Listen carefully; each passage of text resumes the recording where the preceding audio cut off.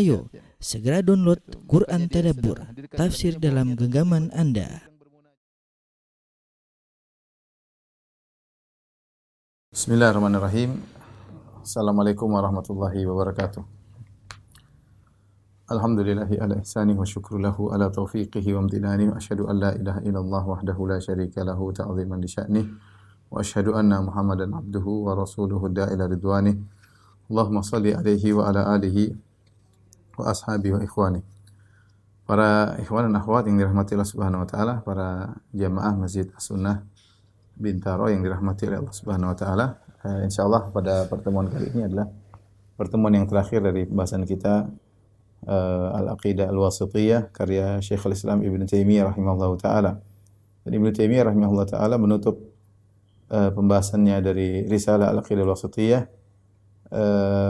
berkaitan tentang bahwasanya Ahlus Sunnah wal Jamaah memperhatikan masalah akhlak dan menyeru kaum muslimin untuk berakhlak mulia. Beliau berkata, Syekhul Islam Ibnu Taimiyah rahimahullah berkata, "Wa yadinuna bin nasihati lil ummah." Dan Ahlus Sunnah wal Jamaah beribadah kepada Allah. Yadinuna artinya yata'abbaduna Allah, yaitu mereka beribadah kepada Allah dengan memberi nasihat kepada umat, yaitu ingin yang terbaik bagi umat. Wa ya'taqiduna ma'na qawlihi, dan mereka meyakini makna dari sabda Nabi sallallahu alaihi wasallam, al-mu'min lil mu'min kal bunyanil marsus yashuddu ba'dahu ba'dha, bahwasanya mukmin yang satu dengan mukmin yang lain seperti bangunan yang rapat dan kokoh, sebagian saling menguatkan sebagian yang lain. Wa syabbaka baina asabi'ihi, dan Nabi sallallahu alaihi wasallam menyela-nyela jarinya seperti ini. Artinya kamu mukmin satu dengan mukmin yang lain harusnya seperti ini. Wa qawlihi, dan Ahlus Sunnah wal Jamaah juga mengimani sabda Nabi sallallahu alaihi wasallam, "Matsalul mu'minina fi tawaddihim wa tarahumihim wa ta'atufihim kamatsalil jasad." Perumpamaan kaum mukminin dalam saling mencintai di antara mereka, saling mengasihi di antara mereka, wa ta'atufihim saling lembut di antara mereka, kamatsalil jasad, seperti perumpamaan sebuah jasad. Idza ishtaka minhu 'udhun tada'alahu sa'irul jasadi bil humma was sahar. Jika salah satu dari anggota tubuh sakit, maka seluruh jasad akan merasakan demam dan tidak bisa tidur. Ikhwan dan akhwat yang dirahmati Allah Subhanahu wa taala, jamaah Masjid As-Sunnah Bintaro yang dirahmati Allah Subhanahu wa taala. Pada pertemuan lalu telah kita bahas bahwasanya Ahlus Sunnah wal Jamaah beri nasihat kepada para imam, yaitu para penguasa. Demikian juga Ahlus Sunnah memiliki ibadah terhadap kaum mukminin secara umum, yaitu bagaimana menasihati mereka. Oleh karenanya, menurut Ahlus Sunnah wal Jamaah, mukmin satu dengan mukmin yang lain harusnya saling mengkokohkan, saling menguatkan. Dan kaum mukminin yang sempurna imannya, yaitu nampak fi tawaddihim wa tarahumihim wa ta'atufihim kamatsil jasad. Seharusnya mereka itu dalam saling menyayangi, dalam saling mencintai, dalam sikap lembut seperti satu jasad. Kalau ada tubuh ada satu anggota yang sakit, yang lain juga akan merasa sakit. Ini adalah ciri-ciri orang beriman yang sempurna iman mereka. Oleh karenanya seharusnya muamalah di antara mukmin satu dengan mukmin yang lain dibangun di atas saling mencintai, ya. Saling menginginkan kebaikan bagi yang lain. Tidak ada hasad di antara mereka. Kalau ada satu yang susah, yang lain akan merasa susah pula. Namun kita katakan kenyataannya perasaan seperti ini kurang hadir di antara kaum mukminin. Ya, seharusnya kaum mukminin bisa saling mencintai, saling menyayangi. Kalau ada kesalahan di antara mereka, saling menasihati dengan cara yang baik, ya. Karena itulah kaum mukminin yang sungguhnya seperti jasad. Kalau ada satu yang sakit, maka yang lain juga akan merasa sakit. Oleh karenanya ada perkataan indah dari Syekhul Islam Ibnu Taimiyah rahimahullah dalam Minhajus Sunnah Nabawiyah. Beliau berkata, Ahlus Sunnah wal Jamaah a'lamun nasi bil haqq wa arhamuhum bil khalq.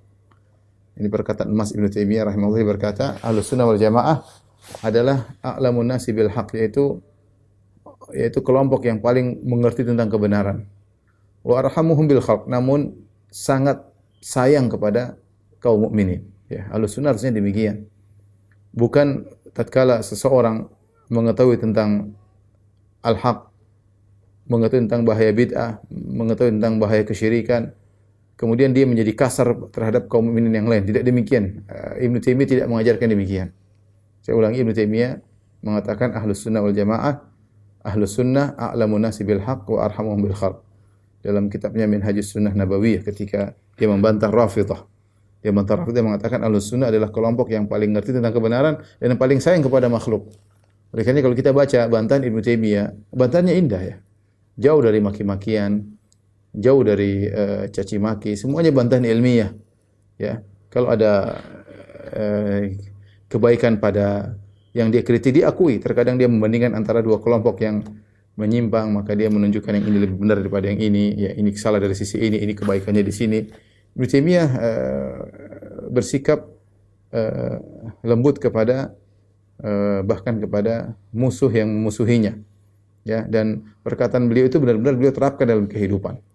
Makanya ketika saya sampaikan tentang bagaimana biografi Ibnu Taimiyah rahimahullahu taala, bagaimana dia memaafkan musuhnya yang benar-benar ingin agar Ibnu Taimiyah celaka ya, seperti Ibnu Makhluf ya, yang berfatwa bahwa Ibnu Taimiyah kafir dan harus dibunuh, sampai Ibnu Taimiyah kemudian dipenjara oleh sultan ketika itu ya.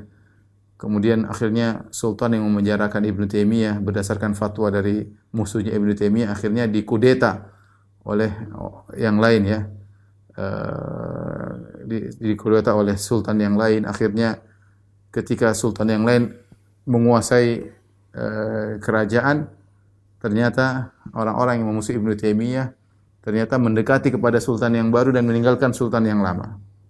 Akhirnya sultan yang lama berusaha menggulingkan sultan yang mengkudeta, akhirnya dia bisa mengembalikan kembali kekuasaannya.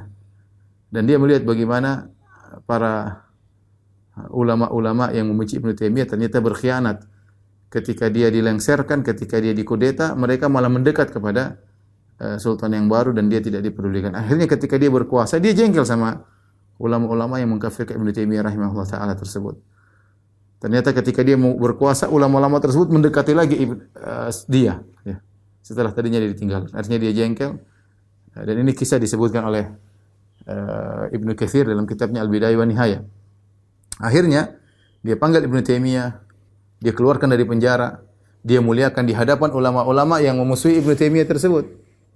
Maka dia keluarkan kertas, dia bilang, wahai Ibnu Taimiyah, inilah para ulama-ulama yang mengkafirkan engkau dan berfatwa untuk membunuhmu.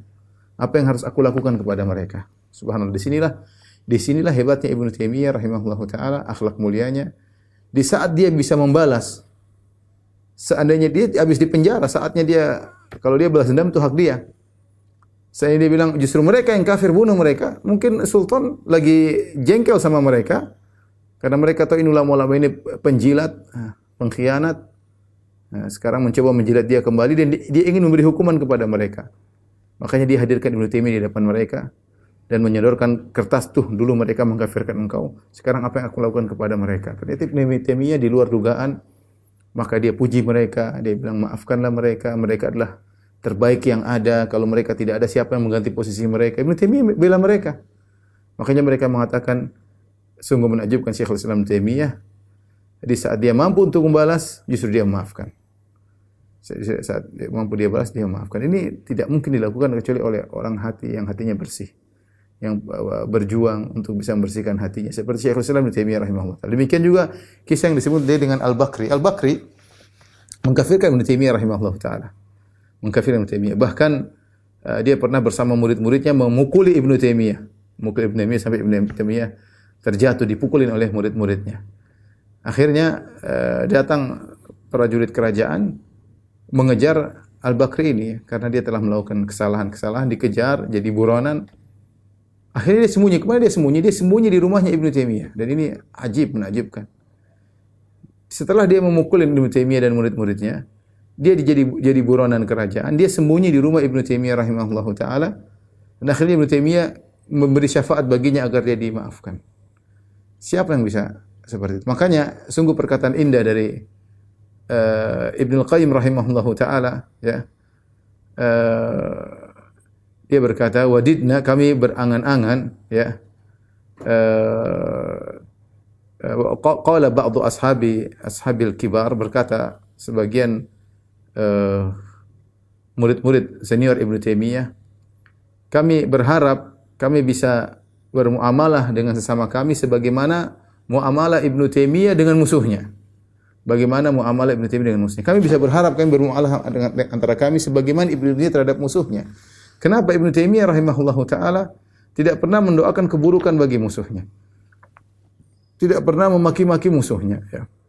Bahkan ketika ada musuhnya, yaitu Ibnu Makhluf yang sangat terkenal benci kepada Ibnu Taimiyah, meninggal dunia, maka dia pun datang ke keluarganya, dia mengatakan, anggaplah aku sebagai ayah kalian. Kalau ada keperluan kasih tahu saya, ya.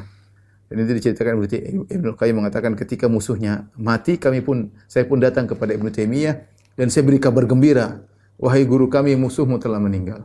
Justru Ibnu Taimiyah tidak gembira. Ya, dia membentakku dan dia pun pergi kepada keluarga musuhnya tersebut. Makanya benar perkataan dia, Ahlus Sunnah wal Jamaah a'lamu bin nas wa arhamu bil khalq. Ahlus Sunnah wal Jamaah adalah orang yang paling tahu tentang kebenaran dan paling sayang kepada manusia. Itu sama kaum muslimin, ya. Dia punya kesalahan kita bantah, tapi bukan berarti kita harus bermusuhan. Dia seorang muslim, dia punya hak. Kita sama-sama mengucapkan la ilaha illallah. Punya kesalahan kita bantah dengan baik. Kita bantah secara ilmiah. Kalaupun dia zalim kepada kita, sudah biarin saja. Mau diapain, ya? Yang penting kita bantah secara ilmiah sebagai pertanggungjawaban kita di hadapan Allah Subhanahu wa taala. Kalau ada kesalahan maka kita harus bantah. Dengan demikian kalau kita bermuamalah dengan siapapun dibangun di atas hati yang bersih, jauh daripada hasad dan dengki, maka bahkan bermuamalah dengan musuh pun kita bisa bermuamalah dengan baik, ya. Oleh karena kondisi yang terjadi sekarang, ya, di antara kaum muslimin, gontok-gontokan, hina-hinaan, rendah-merendahkan, tentu ini bukan ciri-ciri kaum mukminin yang sempurna iman mereka, ya. Bergembira kalau ada saudaranya yang celaka, bergembira kalau ada saudaranya yang terjungkal, terjatuh, ya. Ini bukan sifat kaum mukminin. Nabi sallallahu alaihi wasallam mengatakan, "Matsalul mu'minina fi tawaddihim wa ta'atufihim wa tarahumihim kamatsalil jasadil wahid idza ishtaka minhu 'udhun tada'a sa'irul jasadi bil humma was sahar." Perumpamaan kaum mukminin, yaitu kaum mukminin yang sejati, ya, dalam saling mencintai di antara mereka, saling mengasihi di antara mereka, saling lembut di antara mereka seperti jasad yang satu. Jika ada sebagian jasad yang sakit, yang lain akan merasakan sakit pula. Karena di antara wasiat Syekh Albani rahimahullahu taala di akhir hayat beliau, ya, beliau mengatakan bahwasanya orang yang paling utama untuk kita lembuti adalah orang yang paling menyelisihi kita, ya. Paling menyelisihi kita. Kita berusaha lembut sama mereka, ya. Benar dakwah kita dimusuhi, benar dakwah kita dimaki-maki, dituduh-tuduh yang tidak-tidak, kita difitnah, suka mengkafirkan lah, suka apalah, ya. Dan mungkin kita diusir dari pengajian-pengajian, tetapi ya, kita jangan mensikapi mereka dengan sikap kasar, ya. Idfa billati hiya ahsanus sayyi'ah, ya, kata Allah Subhanahu wa taala, balaslah keburukan dengan kebaikan. Kalau kita tidak kuat, kita diam, tidak usah kita berbicara, ya. Oleh karenanya saya nasihati kepada diri saya pribadi dan juga pada ikhwan dan akhwat, bersikaplah lembut, ya. Karena ini perintah Nabi sallallahu alaihi wasallam. Contohilah para ulama bagaimana mereka mensikapi orang-orang yang memusuhi mereka. Bersihkan hati, kita akan mencari keridhaan Allah Subhanahu wa taala. Bukan mencaci maki, mengeluarkan unek-unek kita, terutama di hadapan umum, di komentar. Tidak perlu. Ada orang mencaci maki, kita doakan. Kalau kita bisa bantah ilmiah, tidak perlu kita maki-maki. Lihat bagaimana tulisan Ibnu Taimiyah rahimahullahu taala. Saya suka baca buku Ibnu Taimiyah karena tesis saya dulu berkaitan dengan buku-buku Ibnu Taimiyah, dan dia membantah ahlul bidah, ya. Dia membantah dengan buku-buku yang tebal-tebal, tetapi buku beliau jauh dari maki-makian, ya, dari cercaan. Buku beliau isinya dengan ilmiah, muatan ilmiah, dengan paparan yang indah, murni ilmiah, ya, jauh dari cacian dan makian. Oleh karenanya tirulah beliau, ya. Tentunya sebelumnya lagi tirulah Nabi sallallahu alaihi wasallam, bagaimana Nabi sallallahu alaihi wasallam mudah memaafkan, lembut hati beliau. Kalau kita bilang contohilah Nabi sallallahu alaihi wasallam, nanti ada yang mengatakan mustahil kita bisa seperti Nabi. Apa ada yang bisa seperti Nabi? Kita bilang enggak usah seperti Nabi. Contoh Ibnu Taimiyah. Ibnu Taimiyah di abad ke-8, artinya manusia seperti kita, Ibnu Taimiyah rahimahullahu taala. Tapi bisa ada orang seperti beliau. Ini di antara hal yang keajaiban dari keajaiban yang Allah tunjukkan di atas muka bumi. Bagaimana beliau tegar dalam membantah ya ahlul bidah ya, tetapi dibarengi dengan ketakwaan yang luar biasa. Beliau berjihad di jalan Allah Subhanahu wa taala, ibadah luar biasa, zikirnya luar biasa, ilmiahnya luar biasa, adabnya luar biasa, akhlaknya luar biasa. Ya. Jadi ini menakjubkan. Kita dapati sebagian orang di zaman kita mungkin ilmunya oke, tapi ibadahnya kurang, adabnya kurang. Atau sebaliknya, mungkin adabnya oke, akhlaknya baik, tapi ilmunya kurang. Oleh karenanya, ingat perkataan Ibnu Taimiyah rahimahullah ta'ala, Ahlus sunnati a'lamun nasi bil haqq wa arhamuhum bil khalq. Ahlus sunnah adalah kelompok yang paling tahu tentang kebenaran dan yang paling sayang kepada sesama kaum muslimin. Kita bermuamalah dengan orang jangan di atas kebencian, tapi kita sayang. Ya, kalau ada mereka punya kesalahan, kita benci kesalahan orangnya, jangan ya kita nasihati. Kita ingin dia dapat hidayah. Kesalahannya kita bantah. Apalagi kesalahan tersebut menyimpang, bisa menyesatkan umat, kita bantah. Kita bantah orangnya, kita doakan semoga dapat hidayah ya. Semoga dia kembali kepada jalan kebenaran. Dengan demikian ketika kita membantah, kita bisa lebih fokus dan lebih terarah dan lebih menghasilkan hasil yang baik ya. Adapun kalau bantahan diisi dengan cacian dan makian, maka orang sudah pesimis terlebih dahulu, orang sudah antipati terlebih dahulu, sehingga tujuan kita untuk beramal ma'ruf nahi munkar tidak tercapai ya. Ya, kalau saya ulangi lagi, kalau bantahan kita diisi dengan cercaan, makian, gelaran-gelaran, ya tujuan kita tidak tercapai. Orang siapa yang mau digelari dengan gelaran-gelaran buruk? Ya enggak maulah. Dia sudah antipati terlebih dahulu. Apa tujuan Anda bernahi mungkar? Tujuannya kan agar saudara Anda yang sama muslim tadi bisa berhenti dari kemungkarannya, bisa berhenti, bisa kembali kepada kebenaran.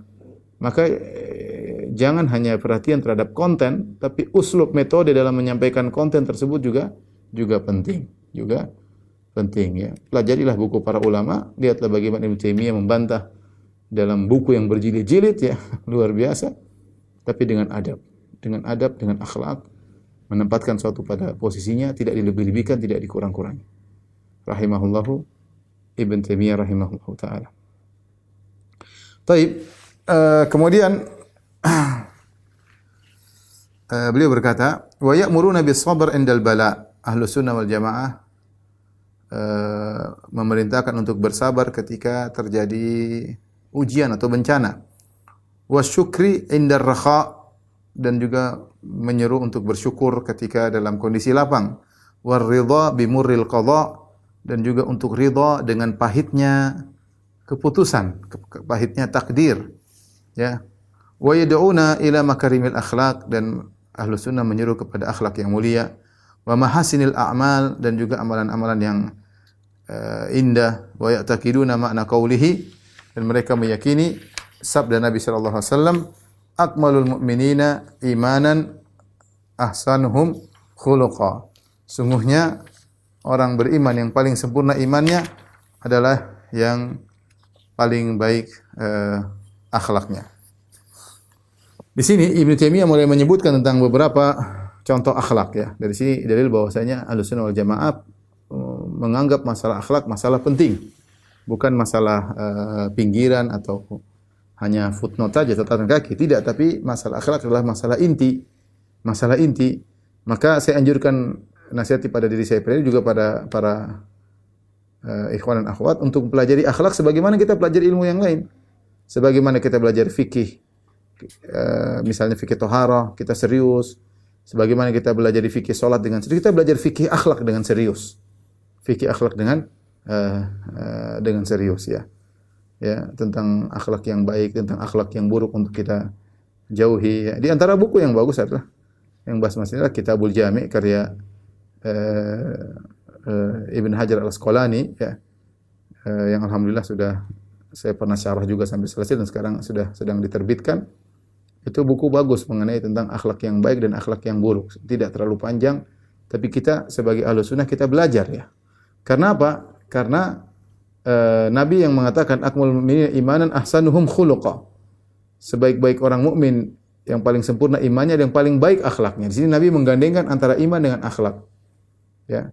Itu menunjukkan akhlak penting dan sudah kita bahas banyak tentang pentingnya berakhlak mulia. Sampai-sampai pentingnya akhlak sampai Ibnu Taimiyah memasukkan masalah akhlak dalam risalah akidah. Al-aqidah al-wasithiyah kan asalnya akidah, al-aqidah al-wasithiyah.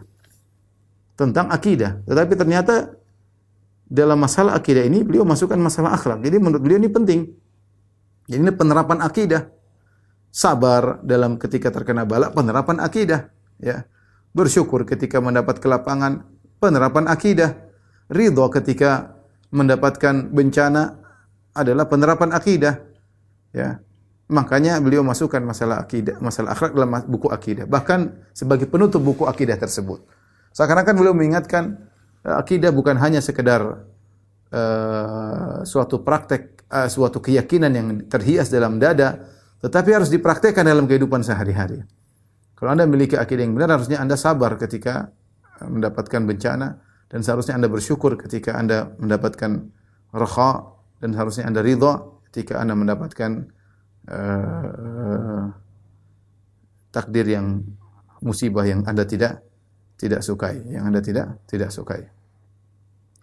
Adapun sabar indal bala, sabar kita tahu sabar ya adalah menahan, yaitu secara umum namanya sabar sudah sering kita bahas, tapi kita secara singkat sabar adalah menahan dari sikap yang menunjukkan protes terhadap keputusan Allah. Baik menahan hati, menahan lisan maupun menahan anggota tubuh al-jawarih. Menahan hati yaitu jangan marah, seakan-akan dalam hati Allah kenapa engkau takdirkan aku seperti ini ya. Maka ini tidak diperbolehkan ya. Demikian juga menahan lisan, jangan saya mengucapkan kata-kata yang menunjukkan kejengkelan kita terhadap takdir Allah Subhanahu wa taala. Contohnya di masa pandemi ini banyak kita diuji. Sebagian diuji dengan ujian yang berat, sebagian diuji dengan ujian yang ringan ya. Sampai sebagian orang marah-marah ya. Sampai ada seorang ibu-ibu yang pernah bertanya kepada saya, dia bilang, "Ustaz, suami saya kalau saya nasihati, dia bilang, saya tidak butuh nasihat. Saya tidak butuh dalil, saya butuh duit. Sekarang saya lagi kolaps ya." Jadi harus bersabar ya. Lisan dijaga. Terkadang kita ingin menggerutu sesuatu, tahan lisan. Kemudian tahan anggota tubuh ya. Kapan kita melakukan sesuatu yang mulia tidak sabar, berarti kita telah keluar dari akhlak yang mulia. Makanya Nabi SAW mengatakan, "Laisa minna man darabal khududa wa syaqqal juyuba wa da'a bid'awal jahiliyah." Bukan dari golongan kami orang yang ketika terkena musibah dia merobek-robek bajunya, dia menampar-nampar pipinya, dan dia menyuruh dengan seruan jahiliyah. Ikhwan, kita semua diuji ya. Dunia ini hidup penuh dengan ujian. Tidak ada yang lepas dari ujian ya. Ada yang diuji dengan hartanya, diuji dengan kesehatannya, kasih sakit, ada yang diuji dengan istrinya yang suka membangkang, angkat suara, bentak-bentak, ada diuji dengan suaminya yang kurang ajar, selingkuh aja kerjanya, ada diuji dengan mertuanya, diuji dengan tangganya. Banyak, diuji dengan muridnya, diuji dengan gurunya, diuji dengan audiens. Hidup ini penuh dengan ujian. Bukan cuma antum aja diuji, orang-orang kaya, para pejabat, tokoh-tokoh, artis-artis populer, semuanya diuji ya. Tapi bedanya orang beriman sabar ketika diuji, itu bedanya. Sabar ketika diuji. Kalau Anda tidak sabar ketika diuji, ya tidak ada bedanya dengan yang lain. Tidak ada bedanya dengan orang kafir, tidak ada bedanya dengan hewan. Hewan juga kalau dikasih ujian dia tidak sabar, tapi sehari 2 hari dia sabar. Sehari 2 hari. Ayam, coba lihat ayam, kalau anaknya mati dia teriak-teriak, tapi sehari 2 hari dia udah santai. Dia sudah sabar 2 hari berikutnya. Oleh karenanya seorang harus memaksa dirinya untuk bisa bersabar. Ini teori, secara akidah kita ngerti, praktek itu merupakan praktek tapi konsekuensi akidah yang telah kita yakini. Wa syukri inda rakha. Syukur ketika dalam kondisi lapang, jangan lupa syukur dengan hati. Di antara yang perlu saya ingatkan, syukur dengan hati. Kalau lisan kita bilang alhamdulillah, dengan anggota tubuh kita dengan beramal saleh berarti kita bersyukur. Di antara syukur dengan hati yaitu meyakini bahwasanya segala nikmat dari Allah Yang pertama, yang kedua, jangan meyakini saya memang berhak untuk mendapatkan nikmat tersebut. Kapan kita merasa, ini diingatkan oleh Ibnu Qayyim rahimahullah ta'ala dalam kitabnya Madarijus Salikin, kapan kita merasa saya memang berhak mendapatkan nikmat ini, berarti kita tidak bersyukur. Tidak bersyukur. Kita harus tahu bahwasanya kita ini siapa. Allah tidak kasih kita nikmat juga, itu hak Allah, tapi Allah kasih kita ya karena Allah sayang sama kita. Jangan kita merasa, oh, memang saya hebat, memang saya bekerja keras, maka saya memang pantas untuk, enggak. Jadi di antara bentuk syukur, hati kita harus tahu bahwasanya segala nikmat dari Allah Subhanahu wa taala. Kemudian ridha bimuril qada, ridha dengan takdir yang pahit, yaitu dengan musibah. Ridha, ini saya perlu ingatkan saja. Kata Syekh Islam Taimiyah rahimahullah taala, ridha bimuril qada. Ridha terhadap pahitnya qada, yaitu takdir atau kondisi. Ridha ada dua, ya. Ridha kepada keputusan Allah,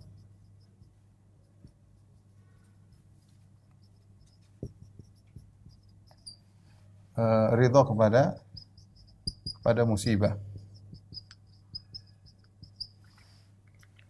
Kalau ini namanya ridha bil qada,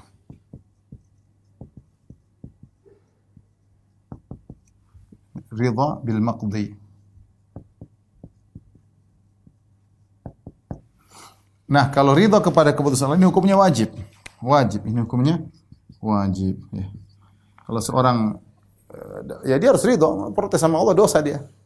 Ridha Allah sudah ridha. Tapi ridha terhadap musibah, ini hukumnya sunnah, tidak sampai wajib. Ini hukumnya apa? Sunnah. Yang wajib adalah sabar. Apa bedanya sabar dengan wajib? Kalau sabar, dia menahan. Sebenarnya dia jengkel, dia pingin lepas, tapi dia sabar. Dia ridha, ya Allah, tapi dia tidak kuat dengan sakit yang dia hadapi. Dia ridha bahwasanya, misalnya ada seorang wanita diuji dengan suaminya yang brengsek, suka nampar, suka dia ridha Allah sudah memutuskan, tapi dia tidak kuat dengan sikap suaminya, tapi dia bersabar. Nah, itu namanya sabar. Adapun ridha dengan musibah yang dihadapi, bedanya itu sunnah. Tidak semua orang sampai pada derajat ridha. Apa bedanya ridha dengan sabar? Kalau sabar ingin segera hilang, kalau ridha dia merasa tidak hilang juga enggak apa-apa. Saya begini terus enggak ada masalah. Ya, berarti dia ridha dengan musibah yang dihadapinya, ya. Sebenarnya saya pernah ketemu dengan seorang hajian sama dia. Ketika hajian dia selalu pakai cuci cuci ginjal dengan alat sendiri. Jadi dia taruh sini selang keluar ada airnya. Cairannya, kemudian entah berapa jam, kemudian nanti setiap 6 jam sekali dia pasang selang lagi. Dia ngomong sama saya, dia bilang, "Ustaz," ketika di Mina, dia bilang, "Ustaz, bolehkah saya berdoa kepada Allah bahwasanya saya senang begini terus, tidak perlu sembuh?" Kenapa? Saya senang begini, Ustaz. Karena dengan saya begini, saya sambil pasang alat tersebut, saya baca Quran, saya berzikir, saya bisa dekat dengan Allah. Ini contoh ridha. Kalau sabar enggak begitu. Sabar, waduh, sabarlah. Aduh, kok kayak gini. Sabarlah. Tapi dia tidak ungkapin. Dalam hatinya dia ingin lepas daripada ini semua agar bisa sembuh sebagaimana normal kembali. Yaitu namanya sabar. Tapi dia menahan itu semua. Itu namanya sabar. Itu wajib. Tapi kalau ridha, sunnah, tidak semua orang bisa melakukannya. Nah, yang dibahas oleh Ibnu Taimiyah adalah ridha, maka kita bahas kalau maksudnya adalah ridha dengan keputusan Allah, ridha bil qada, maka ini hukumnya wajib, tidak boleh protes dengan keputusan Allah. Kalau ridha bil maqdi, dengan musibah yang menimpanya, maka ini hukumnya sunnah, karena yang wajib adalah sabar. Kemudian wa yad'una ila makarimil akhlak. Dan Ahlus Sunnah menyuruh masyarakat kepada akhlak yang mulia. Akhlak yang mulia. Akhlak yang karimah. Al-akhlak al-karimah. Makarim jamak dari karimah, yaitu makramah, ya. Yaitu akhlak yang mulia, ya. Yang mulia, ya, seperti kalau artinya akhlak yang tidak pada umumnya. Masyarakat mungkin begini, seorang berusaha memiliki akhlak yang lebih baik daripada mereka dalam kesabaran, dalam yang berkaitan dengan akhlak seluruhnya. wa mahasinil a'mal, dan amalan-amalan yang baik. Karenanya wa ya'taqiduna ma'na qaulihi, Ahlus Sunnah wal Jamaah meyakini sabda Nabi sallallahu alaihi wasallam, mukmin yang paling sempurna adalah yang paling baik akhlaknya. Maka Anda bisa mengukur barometer iman Anda dari praktek iman Anda berupa akhlak. Kita bisa saja belajar, ya. Antum dan saya belajar. Kita belajar akidah wasithiyah, kita belajar kitab tauhid. Secara teori akidah kita mungkin ya, akidah kita kuat karena kita belajar, kita bantah syubhat, kita menghilangkan keraguan, kita belajar tentang pentingnya sabar, tentang pentingnya ridha, tentang pentingnya syukur. Nah, tapi hanya sebatas teori. Nah, apakah kita bisa menerapkannya? Nah, disinilah bukti bahwasanya teori kita itu matang, bukannya sekedar wawasan, tapi benar-benar masuk ke hati. Ada lihat penerapannya. Lihat penerapannya. Makanya Rasulullah SAW mengkaitkan akhlak yang mulia dengan akhlak. Karena kesempurnaan iman berkaitan dengan praktek akhlak. Ya. Adapun kalau kita cuma menghafal seperti sebagian orang menghafal matan ini, matan anu, matan ini, belum tentu akhlaknya baik. Berarti akidah yang dia pelajari itu hanyalah hafalan, hanyalah teori, hanyalah wawasan, tidak masuk dalam hatinya. Ya, terkadang seorang pandai membantah sana, membantah sini, tapi akhlak nol. Akhlak nol. Lisan tidak dia jaga, kesombongan teruncap dari kata-katanya, perendahan terhadap orang lain nampak sekali. Ini akhlak seperti apa seperti ini? Kita tidak hanya butuh orang yang berilmu, ya, hanya tahu sebagai wawasan. Kita ingin kita Ahlus Sunnah wal Jamaah punya ilmu dan bisa kita terapkan dalam tulisan kita, dalam kata-kata kita, dalam keseharian kita. Ya, maka sungguh menyedihkan ada seorang penuntut ilmu misalnya hafal ini, hafal anu, tapi sama istrinya akhlaknya buruk, sama orang tuanya tidak sopan. Ini bukan begini yang kita inginkan. Berarti teori tersebut hanyalah wawasan, tidak masuk dalam hatinya. Ya.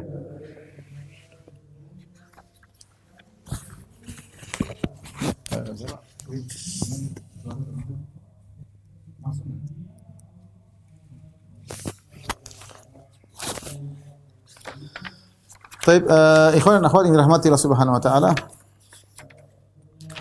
Inilah yang menjadikan kita harus ingat bahwasanya akidah itu bukan hanya sekedar wawasan. Kita akan menjalani kehidupan, berinteraksi dengan keluarga, dengan istri, dengan anak, dengan tetangga, dengan orang tua, dengan audiens, dengan kawan-kawan di Facebook, dengan netizen. Disitulah kita terapkan akhlak kita dari akidah yang sudah kita pelajari. Ya, sabar, tenang, ikhlas, jangan ujub, jangan sombong. Ini semua bukan gampang. Ini butuh terapan harian. Ya. Taib, perhatikan. Kemudian Syekhul Islam Ibnu Taimiyah rahimahullah berkata, wa yandubuna ila an tasila man qata'ak, dan Ahlus Sunnah wal Jamaah menyeru atau menganjurkan agar engkau menyambung orang yang memutuskan silaturahmi denganmu, dan ini perkara yang sangat berat. Kebanyakan orang hanya berbuat baik kepada yang baik kepadanya. Makanya Nabi SAW mengatakan laisal wasil bil mukafi wa innamal wasil man yasilu man qata'ahu, ya. Bukanlah penyambung silaturahmi yang sesungguhnya adalah yang al-mukafi, yang hanya membalas sesuai dengan apa yang dia dapati. Misalnya seorang sama kalau kakaknya baik dia juga baik. Kalau kakaknya muji dia juga muji kakaknya. Kalau kerabatnya menyalami dia baru nyalami. Tapi kalau kerabatnya ya mencela dia, merendahkan dia, maka dia juga demikian. Dia juga mencela. Bahkan sebagian mereka mengatakan saya baik kalau dia baik, tapi kalau dia buruk saya bisa lebih buruk. Nah, ini bukan begini yang dimaksud oleh Islam. Islam ingin engkau menyambung orang yang memutuskan silaturahmi. Itulah penyambung silaturahmi sungguhnya. Walakinal wasil, ya, man idza qata'a rahimahu wa salahu. Orang yang jika silaturahmi terputus dia malah nyambung. Ini yang menunjukkan bahwasanya Anda benar-benar menyambung silaturahmi karena Allah, bukan karena ingin balasan duniawi. Tapi kalau Anda berbuat baik sama orang berbuat sama Anda, berarti Anda memang ya berbuat baik karena duniawi. Anda baik, dia baik. Dia baik, Anda baik. Dia buruk, Anda buruk. Dia senyum, Anda senyum. Ya. Ini berarti ada bukan murni karena Allah, tapi itu bukan menyambung silaturahmi yang sungguhnya. Yang menyambung silaturahmi yang sungguhnya adalah engkau menyambung orang yang memutuskan silaturahmi dengan engkau. Misalnya ribut dengan adik bikin jengkel, sabar, sambung. Lawan itu kejengkelan. Kakak bikin jengkel, lawan, jangan dibalas dengan keburukan. Di sinilah pahala kita besar, pahala besar. Allah berikan bagi orang yang bisa menyambung silaturahmi yang diputuskan. Coba kita cek dalam kehidupan kita, bagaimana hubungan kita dengan adik kita, dengan kakak kita, dengan tante kita, dengan om kita. Apakah ada terputus silaturahmi? Ada. Mereka menghina saya, sudahlah. Jangan kita balas hinaan mereka. Kita balas keburukan mereka dengan kebaikan. Kemudian wa tu'ti man haramak. Kata Ibnu Taimiyah, Ahlus Sunnah menganjurkan agar kau memberikan orang yang tidak memberikan kepadamu, ya. Kalau dalam bahasa kita, kau berbuat dermawan kepada orang yang pelit kepadamu. Itu berat. Namanya manusia, kalau ada teman pelit, kita juga jengkel sama dia. Ini orang punya duit pelit. Tapi biarin dia pelit sama kita, kita kasih sama dia, enggak ada masalah. Kita bukan mencari balasan duniawi dia. Kalau kita mencari balasan duniawi dari orang, kita capek ya ikhwan. Kadang kita dapat, kadang kita enggak dapat. Carilah pahala di sisi Allah Subhanahu wa taala. Ya, pahala kita di sisi Allah Subhanahu wa taala. Di antara bukti kita mencari pahala di sisi Allah, kita memberi kepada orang yang menghalangi kita. Berbuat baik kepada orang yang menghalangi kita.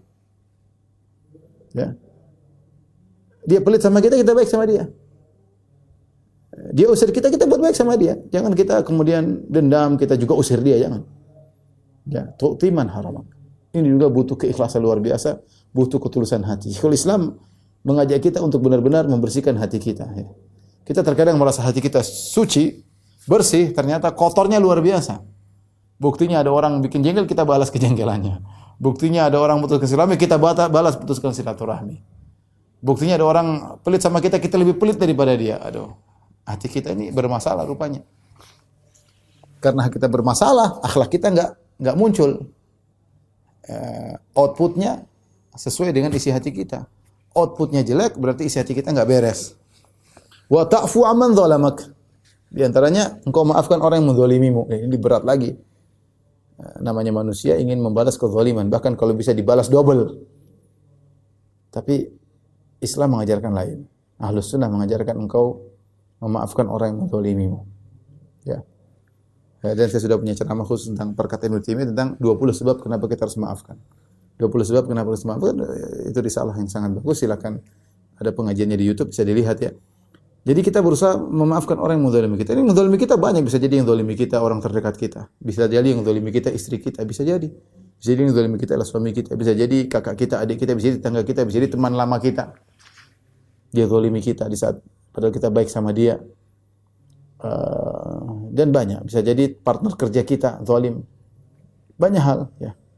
Islam mengajarkan maafkan orang yang menzalimimu. Tapi ingat, semuanya karena Allah ya. Bukan untuk pamer. Jangan bilang, saya maafkan dia. Saya enggak usah gitu. Allah Maha tahu. Enggak usah kita pamerkan sikap maafkan kita kepada orang lain.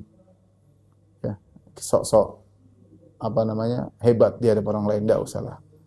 Kita memaafkan karena Allah, bukan karena ingin dipuji. Karena ini juga semua bisa jadi bahan untuk riya juga ya. Maafkan orang yang menzalimi, kita buat status, enggak perlu. Kalau kita maafkan ya udah maafkan ya. Jangan sampai kita terjebak dengan riya. Ini perbuatan enggak gampang maafkan orang yang menzalimi. Wa ya'muruna bi birril walidain, dan Al-Sunnah menyeru untuk berbakti kepada kedua orang tua. Tentu ini ibadah yang sangat mulia. Wasilatil arham, dan juga menyambung silaturahmi. Dan saya ingatkan kepada kawan-kawan yang masih punya orang tua, kesempatan untuk berbakti kepada mereka. Di antara bentuk berbakti kepada mereka, kenalilah keperluan mereka. Kalau Anda punya kemampuan, penuhilah keperluan mereka sebelum mereka minta. Kenali keperluan mereka. Ya, kenali keperluan mereka. Saya selalu menyampaikan kisah seorang yang sudah laki yang sudah tua. Dia cerita dalam sebuah tulisan, anaknya terkadang datang kepada dia, "Ayah, Abi ingin ini." Orang ini yang sudah tua bilang, "Enggak, Nak, Abi enggak perlu." Padahal dia pingin. Nanti anaknya datang lagi, "Abi pingin ini." Dia malu sama anaknya, dia bilang, "Enggak, Nak, Abi enggak perlu." Setelah beberapa kali dia baru sadar. Subhanallah. Ternyata dia selama ini waktu dia masih muda dia kurang berbakti. Dia pernah melakukan hal tersebut juga kepada ayahnya. Ayah mau ini. Ayahnya bilang, enggak nak. Mungkin dengan tersenyum. Padahal bisa jadi ayahnya mau. Dan ini contoh salah kita dalam bersikap pada orang tua. Harusnya kita nggak usah tawarin, kita kasih aja.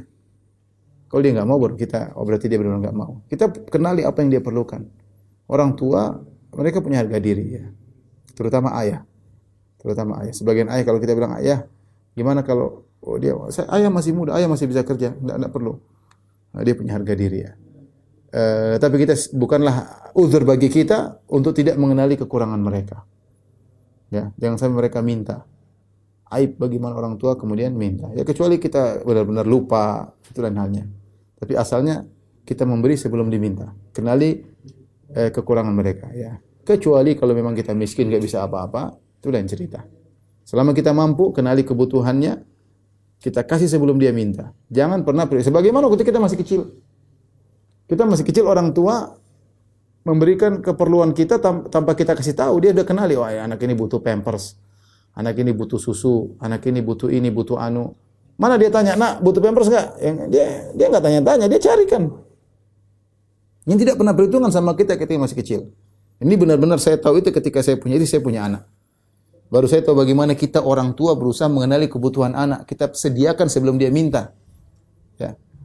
Nah sekarang orang tua sudah tua, kalau kita mampu, jangan kita suruh tunggu dia minta. Kita kenali kebutuhannya, kita penuhi kebutuhannya. Lain halnya kalau antum miskin, nggak bisa ya uzur. Tapi kalau antum punya kemampuan, apakah tidak mampu untuk sisihkan sebagian harta untuk memberikan kepada orang tua, tanpa perlu dia minta. Kenali kebutuhan mereka. Allahul musta'an. Wasilatil arham, Ahlussunnah juga menyuruh untuk menyambung silaturahmi. Ya. Dan kita tahu bahwasanya silaturahmi adalah ibadah yang sangat agung. Ini ibadah yang terkadang dilalaikan ya. Kita lihat banyak orang begitu baik sama kawannya, sama teman-temannya, tapi sama kerabatnya kurang ya.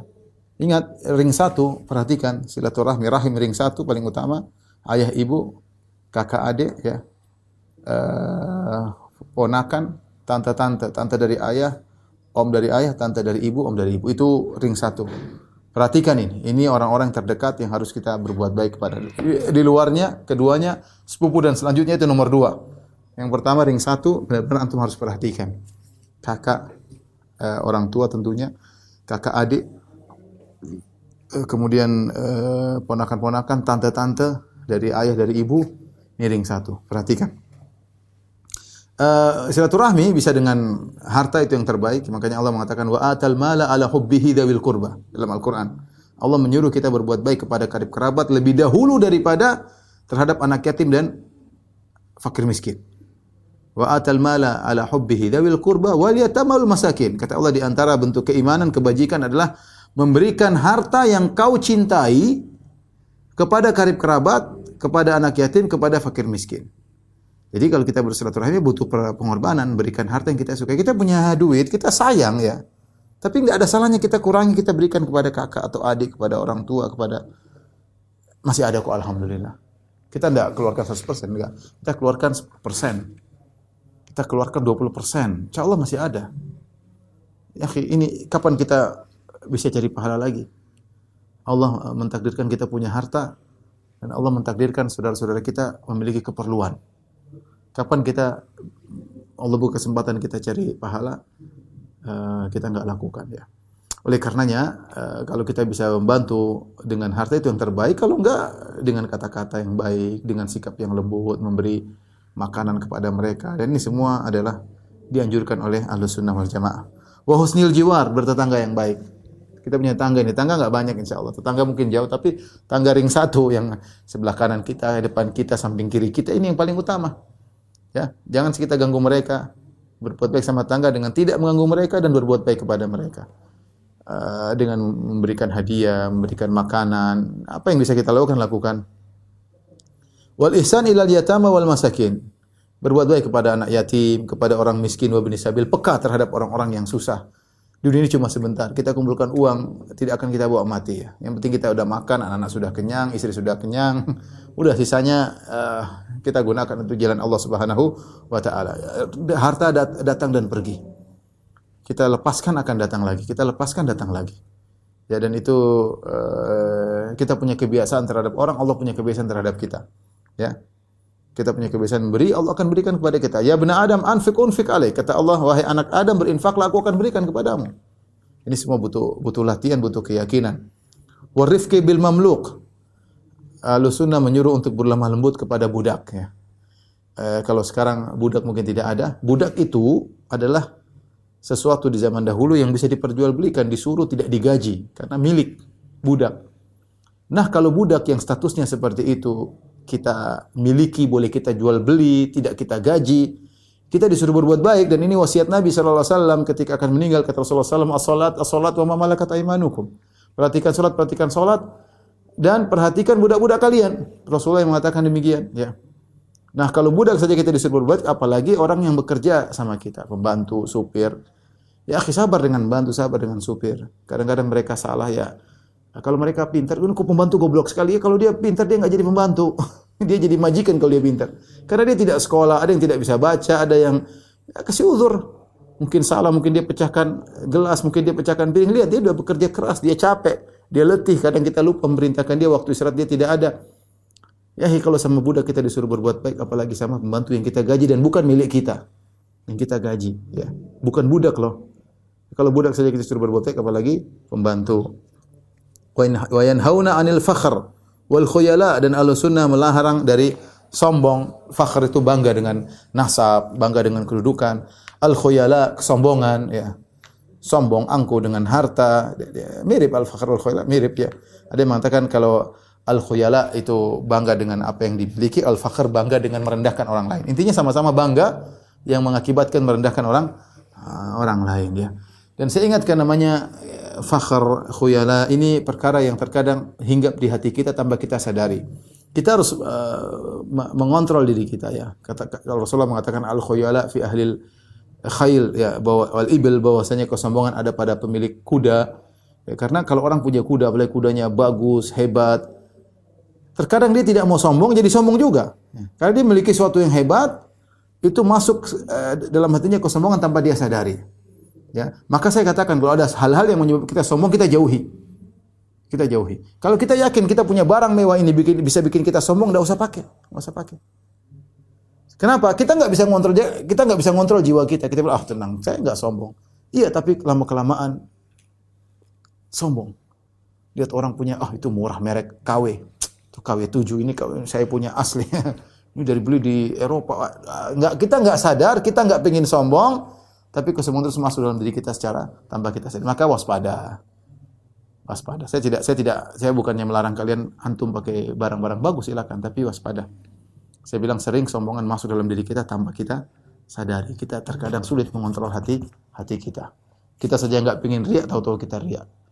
Kita enggak pengin ujub, tahu-tahu kita ujub. Kita enggak pengin sombong, tahu-tahu kita sombong. Hati-hati. Wal baghi itu berbuat zalim kepada orang lain, wal istitalah 'alal khalqi, merendahkan orang lain bi haqqin aw bi ghairi haqqin, dengan hak atau tidak tanpa hak, merendahkan tidak boleh. Oleh karenanya Nabi sallallahu alaihi wasallam mengatakan at-taqwa huna bahwasanya takwa itu di hati bihasri imri'in minasyarri an yahqira akhahul muslim.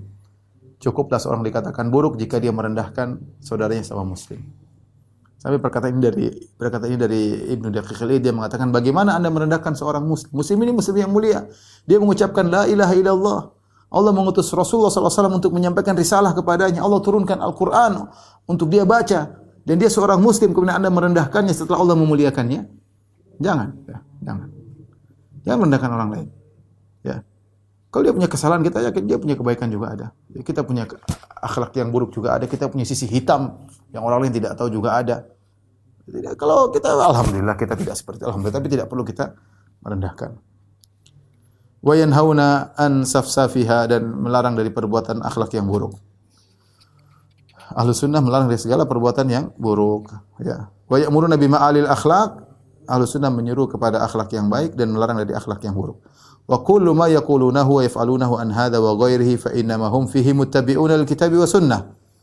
Dan semua apa yang mereka ucapkan dan apa yang Ahlussunnah ucapkan dan Ahlussunnah lakukan dari hal ini dan yang lainnya, semua itu mereka dalam kondisi mengikuti Al-Quran dan Sunnah. Artinya dalam pembicaraan tentang masalah akhlak, sebagaimana masalah akidah, masalah fikih, semuanya Al-Quran dan Sunnah. Pakai dalil.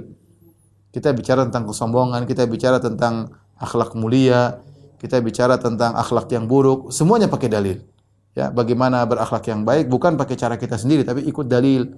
Ya, ikut dalil bagaimana akhlak yang mulia. Apalagi Aisyah pernah berkata, "Kana khuluquhul Qur'an." Sungguhnya akhlak Nabi adalah Al-Qur'an. Itulah praktik akhlak yang mulia dari Nabi dan alhamdulillah syariat kita lengkap. Anda ingin tawadhu, ada contohnya dari Nabi sallallahu alaihi wasallam. Anda ingin zuhud, ada contoh dari Nabi sallallahu alaihi wasallam. Anda ingin menjadi sahabat yang terbaik, ada contoh Nabi, semua ada.